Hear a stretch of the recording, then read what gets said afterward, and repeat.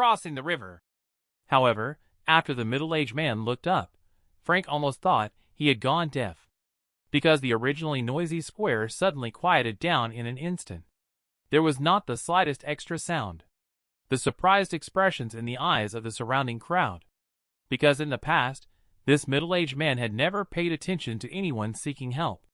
Suddenly, Frank heaved a sigh of relief, because all of this proved he had bet right. The middle-aged man didn't say anything to him. Instead, he calmly pushed the red side's front pawn on the chessboard. Advance. And the middle-aged man held the black side himself. He chose the elephant at 5 retreats to 7. He killed the pawn that had just moved. Frank watched the chessboard quietly from a distance. The endgame of Bandit at 4 captures the king is a famous endgame on Earth as well. There are 2 layout variations. The one in front of him is the more complicated one. The so-called endgame generally refers to a situation where the black side is guaranteed to win, and the red side cannot even achieve a draw. If it is a draw, even if this endgame is solved. However, Frank is not satisfied with a draw. The endgame, Bandit at 4 captures the king, is quite unique. The red side's 4th pawn has already crossed the Chu River and reached the bottom line, and both rooks are present. The situation looks as if it is evenly matched. However, in fact, this endgame is full of deadly moves and traps at every turn. Black only needs 1 move to win the game. The red side can only run for their lives. If you are not careful, you may think you have the game in the bag, only to be killed in return. It seems hopeful, but it can slowly lead people into a desperate endgame. Continue, said the middle-aged man calmly. Frank said, soldier moves from 2 to 3. The middle-aged man's eyes lit up. At this moment, he seemed to have a real interest. He was too lazy to bother with the chessboard. He simply closed his eyes and played a blind game with Frank. General advances 1 step from 6. Frank also closed his eyes and said, rook at the back advances to 4. Elephant at 7 retreats to 9. By the 6th round, Frank suddenly said, rook at 1 advances 7. Cannon at 4 moves to 5. Rook at 3 moves to 5. Move 15. Frank finally let out a long sigh at this moment. Desperate times call for desperate measures. Capture the king. It was also at this moment. The endgame solution of Bandit at 4 captures the king finally reveals an unimaginable charm. The situation of mutual annihilation and solving each other's pieces at the Chu River and Han border. It made the middle-aged man feel like he was truly on the battlefield facing off against strategists. This game, every move is perilous to the extreme.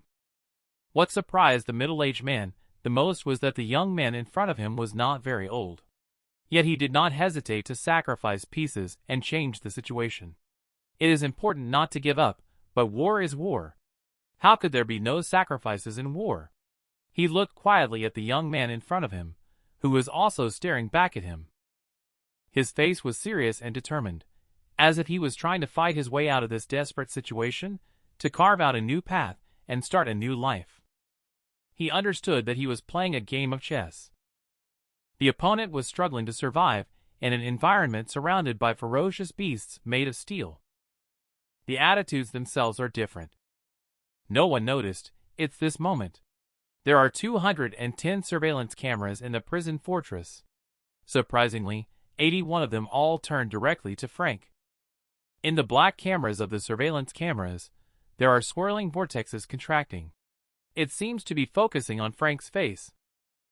No one knows what's behind these surveillance cameras. Who is being focused on? The middle-aged man smiled and toppled the black general upside down on the chessboard. Interesting, he said. Not many people nowadays know how to play Chinese chess. Continue tomorrow. After speaking, he walked towards the book area with his hands behind his back. No one dared to move the chessboard left on the dining table.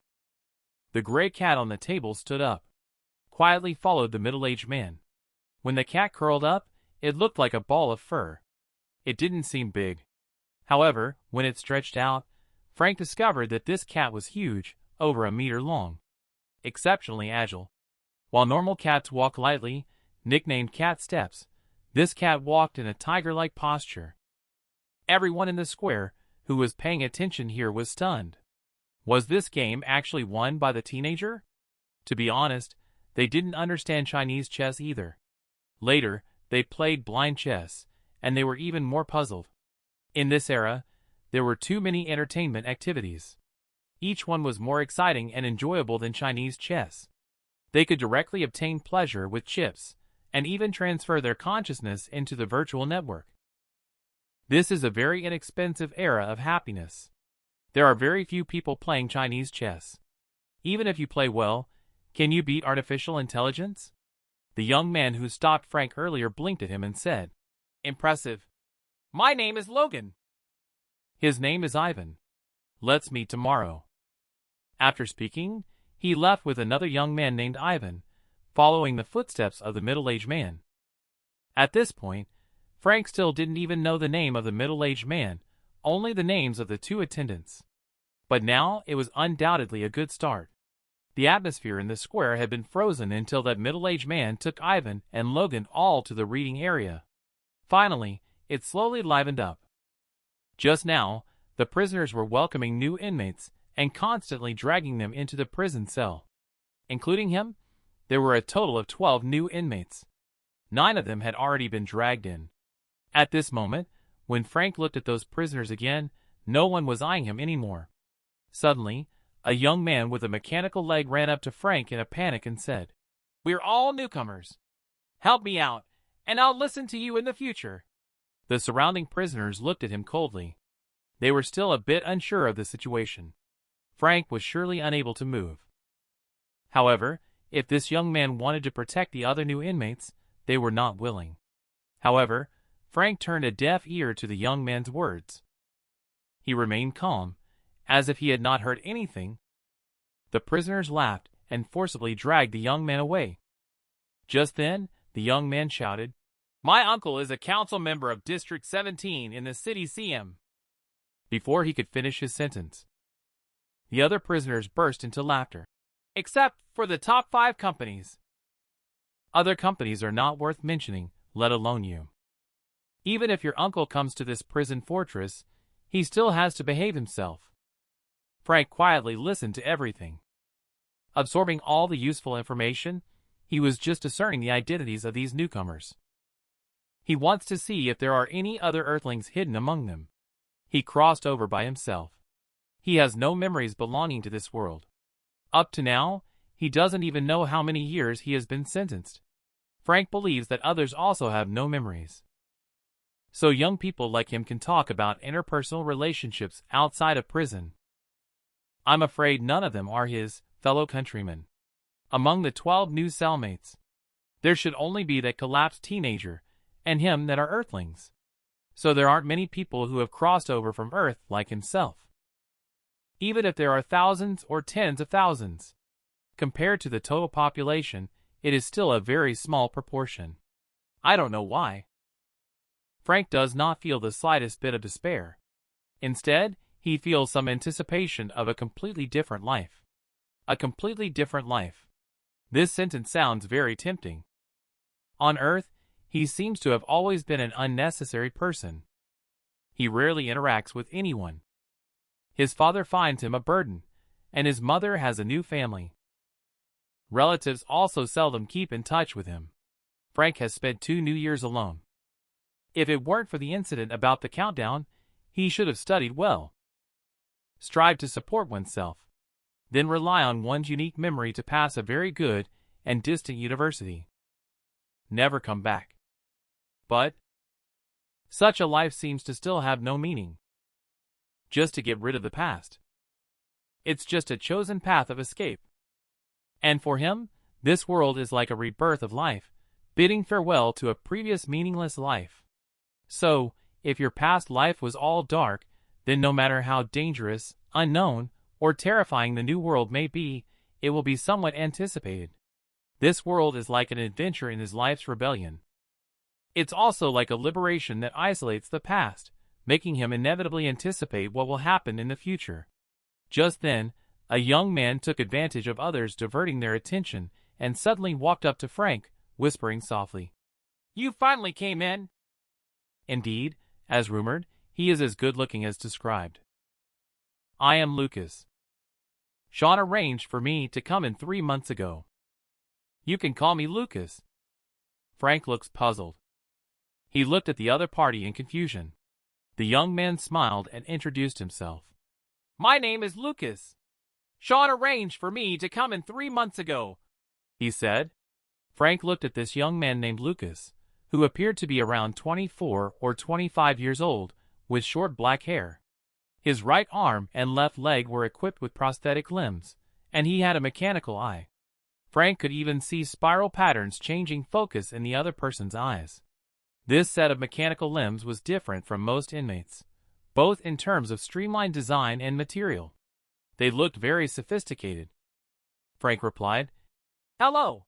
But listening to the tone of the person named Lucas, he seemed to know me, and was even using a respectful form of address. Frank searched through his memory palace. The other person glanced at me 21 times within over an hour. These are the times within my field of vision. He also had some people around him. They should be his subordinates, recruited after he entered. According to him, did I have ulterior motives for entering this prison fortress? This left Frank utterly confused. But Frank is afraid of revealing the fact that he traveled through time.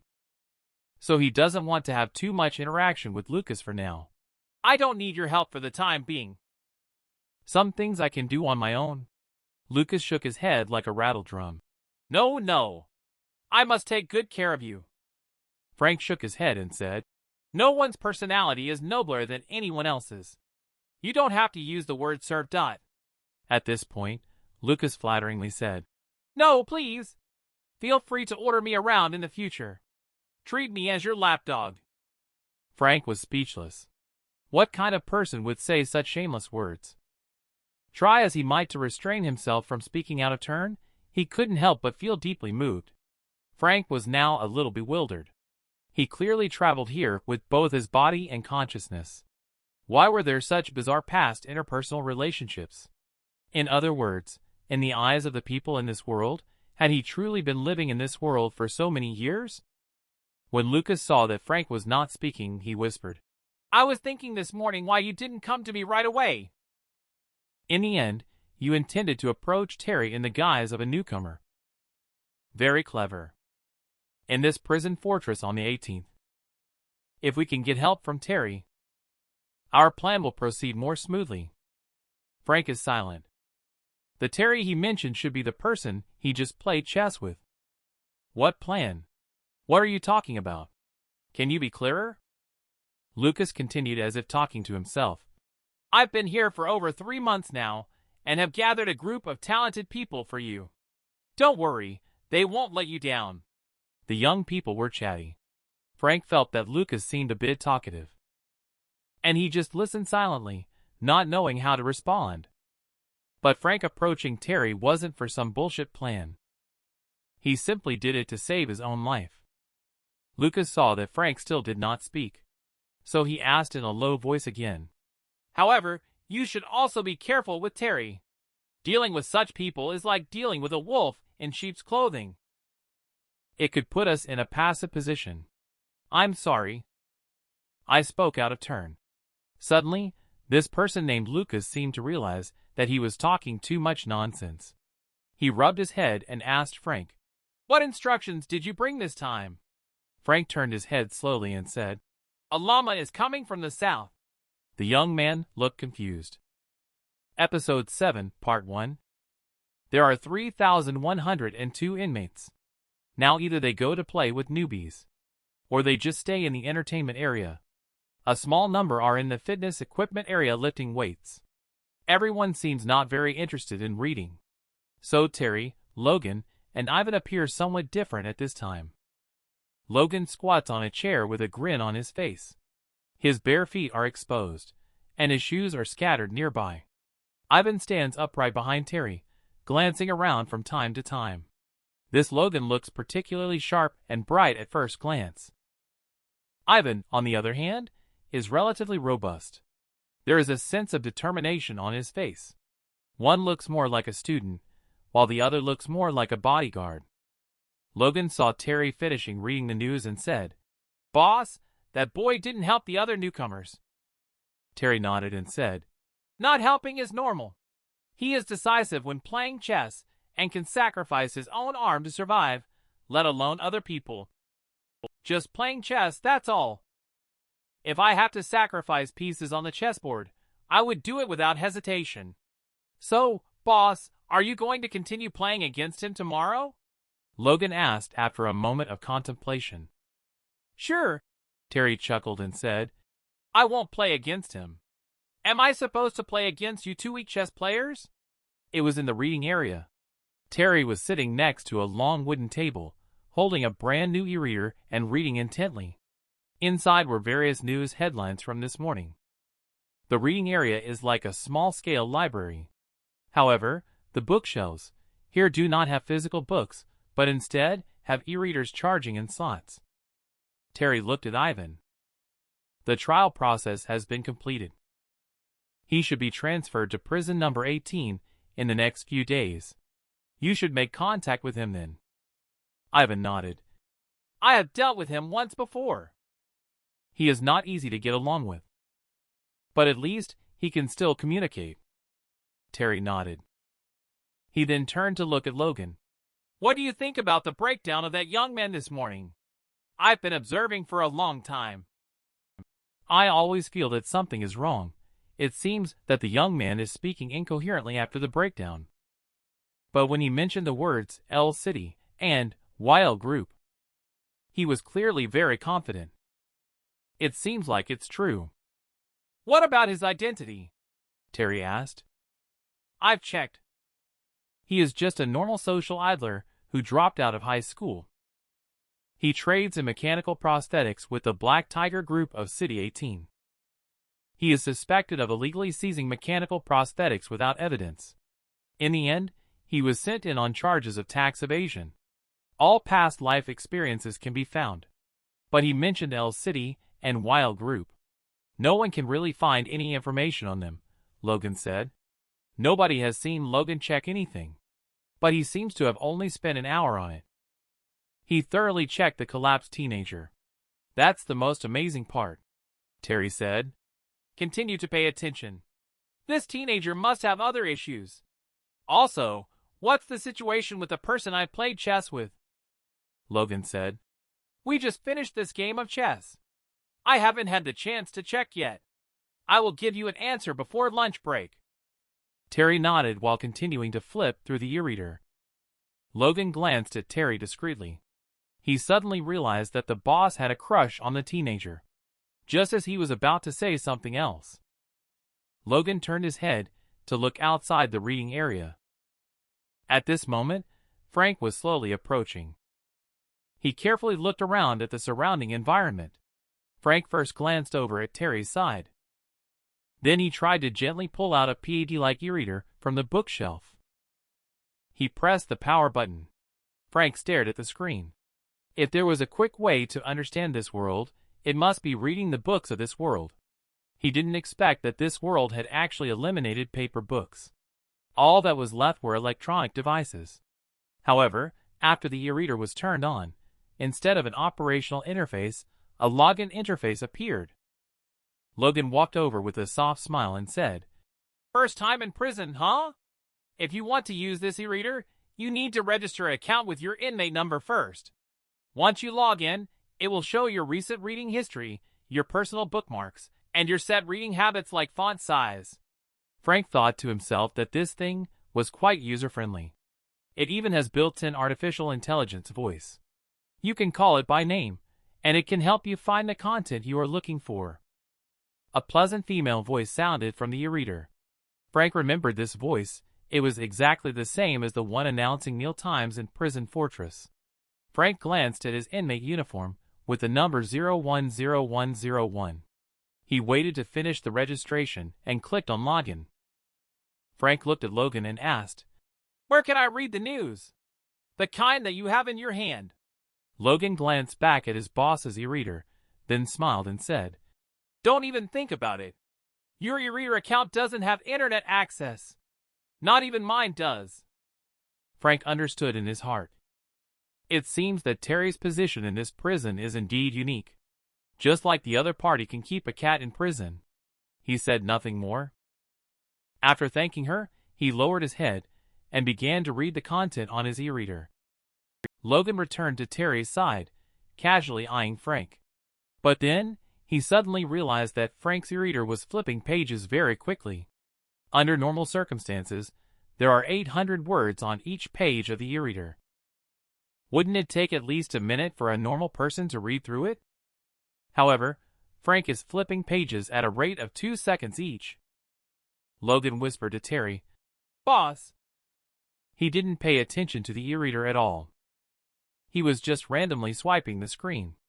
Maybe he just wanted to get closer and get a chance to be with you. Do not get involved, Terry said without even looking up. Do not underestimate others' will to survive.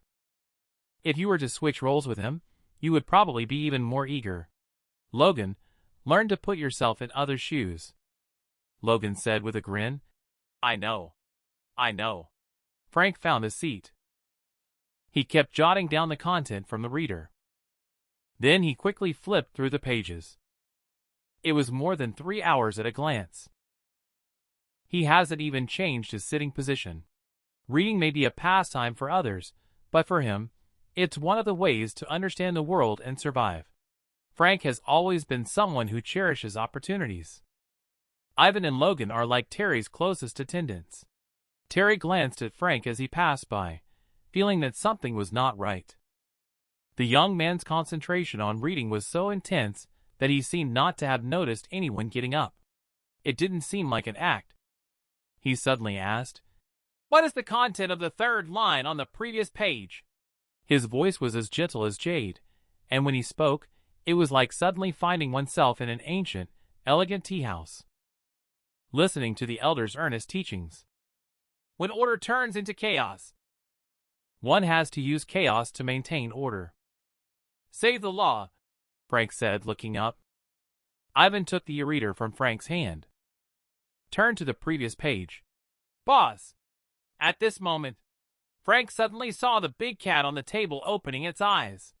He distinctly felt the gaze from the other side filled with surprise, as if the other party could always understand everyone's conversations. Also amazed at Frank's memory. Terry paused for a moment after hearing Ivan's confirmation.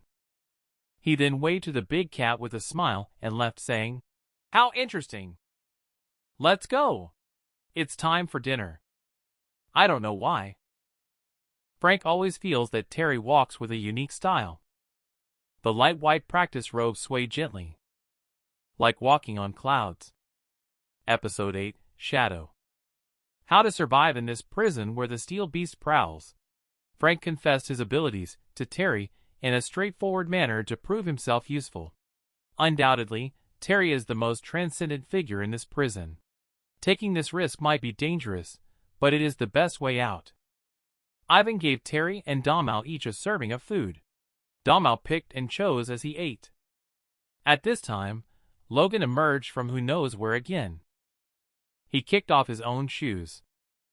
He squatted barefoot on the chair across Terry's dining table. The big cat cast a glance at him. Ivan frowned and said, Show some respect in front of the boss. Logan rolled his eyes. The boss hasn't said anything. You are being too overbearing. Terry smiled. It seems like there's been some gains? Yes, Logan exclaimed. It's been a great harvest. Do you know? This Frank is clean and tidy outside. Cannot find any abnormal clues. But in this way, I am even more interested. Because he's too clean? Terry asked. You know that this 18 is too clean. His information shows that he is a high school student from District 18. Parents died in a car accident and he inherited a fortune. No prior convictions. No criminal record, no relatives, Logan said. What's the charge? Terry asked. Theft. The file indicates that he stole a liquid crystal phone that just reached the sentencing threshold. Logan said, "You know that more than half of the inmates in this prison 18 are hardened criminals.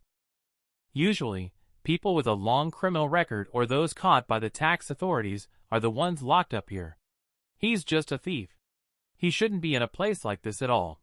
Just like that, in the blink of an eye. Logan has even read Frank's files. In the eyes of ordinary people, he is probably considered quite extraordinary. Logan continued, "Moreover, I asked some people outside. There is a controversy surrounding this case. It is said that he claimed to have purchased the LCD phone normally and had already paid the money. However, the salesperson did not record the payment for some reason. The surveillance camera suddenly malfunctioned, unable to prove his innocence. Therefore, once the salesperson recants to testify on his behalf or the surveillance video of him paying appears, he will be able to leave immediately. You see, this is such a familiar tactic. Most people who handle things in prison use this method." Terry pondered. "How long was he sentenced for?" "He was sentenced to 6 months. Logan replied. "This may be the shortest sentence in the history of Cell Block 18. Boss, don't you think there's a problem? His last name is Sheen." Sheen is too unique in this era. 5 major companies monopolize almost all economic lifelines. One of them belongs to them. And Sheen is also a very rare surname. So if you suddenly encounter someone with the surname Sheen on the street, you will secretly wonder if the other person is from one of the 5 major companies. "Carry on," Terry said with a smile. "You also know that Sheen Group arranged for a Lucas to come in before," Logan said. "This kind of thing is easy to investigate." I was just confused at the time. Why did the other party arrange for such a minor character to come in? What are they trying to do? "I remember that Lucas," Ivan said on the side. "He has been recruiting people all the time." "Yeah," Logan said with a smile. "Ever since this Lucas came in, he has been proud of his excellent mechanical limbs, suppressing the indigenous forces in the prison all the way. Within just 1 month, it became a situation where they were in a 3-way standoff against the other 2 factions. I was puzzled at that time. Is the Sheen family the one who sent him to unify Cell Block 18? The Sheen family knows the boss is here, implied by Ivan. Terry is here. No one can unify this place." Logan squinted. He said with excitement, almost wanting to scratch his own feet. "So, they actually sent a little guy to cause trouble in Prison 18. It wasn't until today that I understood. It turns out Lucas was paving the way for this kid, Frank." Regardless of what the Sheen family wants to do, Frank is the real master. Lucas is just a messenger. At this time, Logan was puzzled again. What are they here for at the 18th prison? If this kid Frank is really the legitimate heir of the Sheen family, why would he be willing to come here? Terry suddenly said, "The Sheen family may be selecting the next generation Shadow." Ivan and Logan were both stunned. "Next generation Shadow? Is he one of the candidates?" So he came here with a mission. A large consortium needs both reputation and substance. The head of the Sheen family represents reputation. Shadow, on the other hand, represents substance. Shadow specializes in dirty work, holds heavy power, and is the master of the underground world of the Sheen group. No one can control Shadow except the head of the family. However, the selection process for each generation of Shadow is exceptionally cruel. Like raising poisonous insects. "It looks like the Sheen family is going to disturb everyone again," Terry sighed. In the midst of the conversation, a criminal unconsciously walked over, more than 5 meters away. Ivan suddenly turned his head towards the other person. The criminal, intimidated by his penetrating gaze, involuntarily turned and walked in the other direction. Terry and the other 2 no longer continued discussing this topic. Logan then asked, "Boss, even if he is a candidate for Shadow, he doesn't need to keep his identity background so clean either. It seems like there's no relationship with the Sheen family at all." At this point, everyone is already convinced. Frank is a member of the Sheen family. It's at their level. The most unbelievable thing is coincidences. Unless there is an even bigger secret hidden in Frank's background. Boss, what do you think? Logan asked curiously. Terry shook his head. Just by what you said, I suddenly feel like he resembles someone. Enemy? Or friend? Terry said. You haven't seen him yet, but you will see him sooner or later in the future. Logan. If the relationships in this world could be simply distinguished as enemies and friends, that would be great. Saying this, Terry cuddled a gray large cat on the table into his arms. Gently rubbing the chin of the big cat, it closed its eyes comfortably and lazily lay on Terry's lap. He said to Logan, I'm more interested in this Frank now. Go and test his character. Logan was shocked. Boss, do you really think highly of him? I just wanted you to try and find out more about him, that's all. Terry laughed. And also, snatching people from the Chin family. Isn't this more interesting? But I feel like he is not one of us, Logan muttered, staring at his own feet. Terry laughed and said, all kinds of people are needed in an organization. Tiger of the mountain. Far-sighted eagle, skillful wolf, agile leopard. Loyal dog, each has its own duty. Logan's eyes lit up. Boss, what am I in the organization? Terry thought for a moment. A fish that skives off, Ivan calmly said on the side. A shit stirrer. Logan suddenly became tongue-tied, his mind wandering off course. Episode 9 Nightmare. I accept the fish that is just biding its time.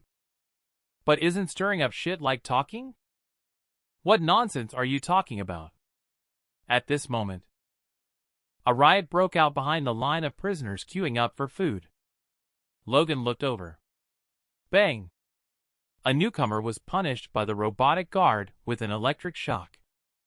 He fell heavily to the ground. During lunchtime, all the prisoners arrived punctually outside the canteen and lined up in columns. They then queued up for food in order of their respective floors. Not only that, each prisoner had to stand in their designated spot. Newcomers, who couldn't remember their place in line, would immediately be warned by the robot guards. If they still couldn't return to their position after the warning, they would be punished with an electric shock by the robot guards and then escorted to their correct spot. The new inmates had a welcoming ceremony in the morning. At that time, how could someone who felt dizzy and lightheaded remember where they originally stood? So they were each shocked and penalized by the robot guards one by one. As for the old prisoners, they watched as if it were a joke, waiting for them to embarrass themselves one by one. This seemed to be a regular entertainment event whenever a new prisoner was escorted in. At this moment, the old prisoners suddenly felt something was amiss. Why wasn't the boy who played chess with Terry in the morning punished? The crowd searched for him among the people, and was surprised to find Frank standing calmly in his own spot, observing everything. It was strange. Each team had at least 500 people. With so many unfamiliar faces standing together, how could this boy find his own place? And Frank was sizing up the newcomers, who were incarcerated together with him. Each of these newcomers had no visible scars on their faces, but they walked in a very peculiar manner, as if enduring pain. It seemed that the prisoners were being cautious in their actions, not striking faces, and not intending to be lethal. He was walking forward with a tray, when suddenly a hand pulled him out of the lunch line. Frank was stunned.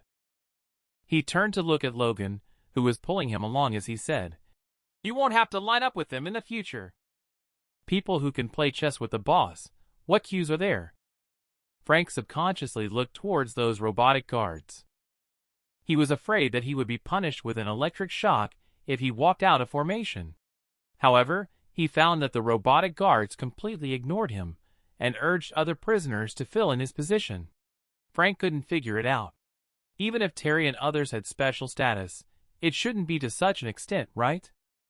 Logan pulled him through the long rows of queues. Get food, sit across from Terry to eat. All movements were seamless. The prisoners on both sides watched this scene silently. All eyes were glued to Frank. The originally noisy environment suddenly quieted down. It was as if everyone was holding their breath. At that moment, they realized Frank is no longer the same as them. Logan sat on the chair beside Frank and said with a smile, "Don't be surprised. Those who can play chess with the boss naturally need some special treatment. Hurry and eat, even though this food isn't tasty at all." Frank looked up at Terry across from him. The latter was eating slowly, showing no intention of engaging in conversation with him. He glanced back at the crowd. Lucas in the line was quietly giving him a thumbs up. 8:40 p.m. Frank returned to his cell at the designated time in the evening at 8:40 p.m. While everyone else was lining up to return to their rooms, he attempted to break away from the line and move freely. Sure enough, the robotic guards no longer paid attention to Frank as long as he was heading towards his own cell. The other prisoners looked at him enviously as he walked down the long corridor like a lone wolf. The single-occupancy cells were empty. After the metal gate closed behind him, he went to the sink to brush his teeth and wash his face. Frank didn't understand. In the morning, Terry was still willing to play chess with himself. How come after just one morning, his attitude towards himself has changed so drastically? Is it because of his identity in this world? Frank suddenly felt a strong drowsiness hit him. This drowsiness was extremely abnormal, even if he had overused his brain during the day. He shouldn't be so drowsy to the point where his willpower couldn't support him. Something strange was happening. Without time to think too much, Frank lay down on the ground. In the dream, Frank stood awake in a dimly lit living room of a villa. There was fire burning in the fireplace in the villa's living room. There is a unique damp smell inside the house. The moisture inside is being evaporated by the fireplace and condensing on the ceiling. The high ceiling has a crystal chandelier hanging from it.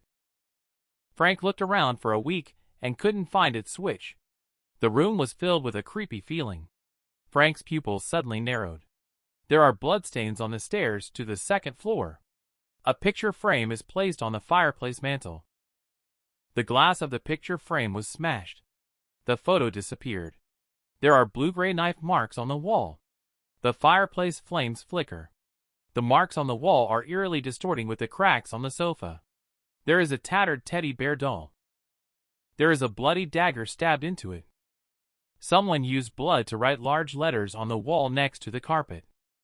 There is a ghost. Frank is very clear that his body is actually still in the prison cell. What about here? A dream? Should be a dream? There was a knocking sound at the door. Frank took a deep breath. He didn't touch anything in the room as he walked towards the door and asked, "Who is it?" A relaxed voice came from outside. "Police. Badge number 27149. Did you call the police? Please open the door." Frank frowned. The voice of the other party sounded very familiar, but he couldn't remember where he had heard it before. Strange. Did his memory fail him? He hesitated and opened the door. Outside stood a young police officer, holding a case notebook. The police officer saw it as soon as the door opened. Blood was flowing down the stairs leading to the second floor. He quickly walked up the stairs and said as he walked, "Caller, please stand still and lock the door. Frank was a little puzzled.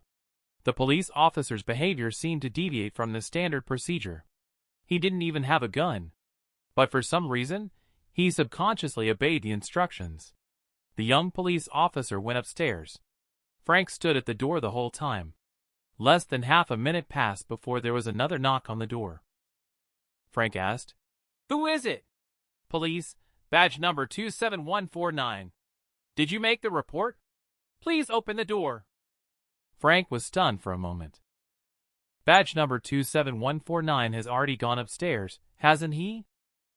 Who is outside the door then? Episode 10, Need to Use Fire. This moment.